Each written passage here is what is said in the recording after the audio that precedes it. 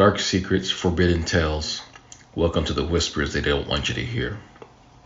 Welcome, seekers of the sinister. I'm Father Screwtape, and you stepped into the holy whispers, where the sacred turns blasphemous, the forgotten horrors of history rise again. Tonight we unearth the shadows, peeling back the veil of the dark, the cursed, and the unspeakable. But beware, some whispers are meant to stay buried. The thing in the attic. When my grandfather passed away, he left behind an old house filled with forgotten relics of a long life lived. My family gathered to go through his things and deciding what to keep, what to sell, and what to discard. I volunteered to clean the attic, a place that I only dared to peek as a child. And I always had this strange feeling with the moldy smell, the rotting wood, and the dim light just made everything look warped and wrong. As I pulled down the ladder and climbed into the dust-choked space, I felt a sudden drop in temperature. My breath fogged slightly in the stale air. Boxes upon boxes of old books, yellow photographs, and moth-eaten clothes lined the walls. But one thing caught my eye. At the far end of the attic sat a wooden crate, nailed shut and covered with faded shipping labels. The words P.T. Barnum Oddities were barely legible under the layers of grime. My stomach tightened. My grandfather had never spoken of working for a sideshow. Yet here was something that seemed to belong to one. I found a crowbar and pried the lid open, the nails groaning in protest. Inside was a packed, crumbling straw that was something small and shriveled. At first I thought it was an old monkey corpse. But then I saw its arms, too long, the fingers webbed, and its face. Oh my God, its face. It was a twisted thing, a grotesque mockery of life. A skeletal fish-like torso stretched into leather human upper body. Its mouth was frozen in an expression of agony, needle-like teeth protruding from lips that had long since dried into a permanent snarl. Black, empty sockets stared up at me. But I had an awful sensation that something was looking back at me from the void. I recoiled, nearly falling over. I was like, it couldn't be real.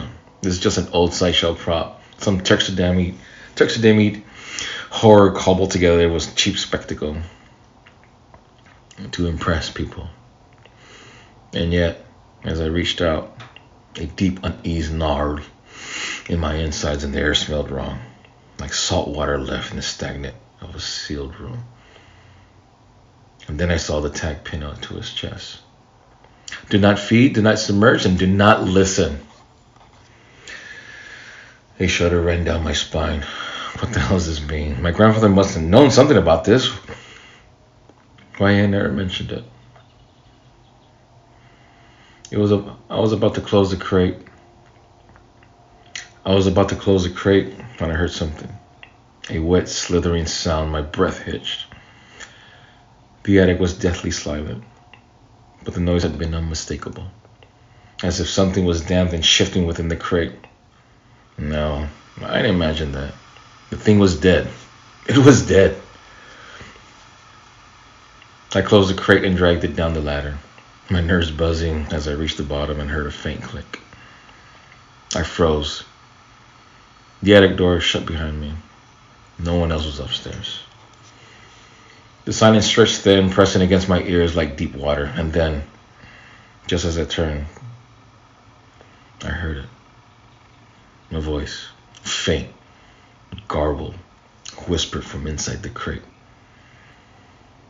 Let me out. I dropped it.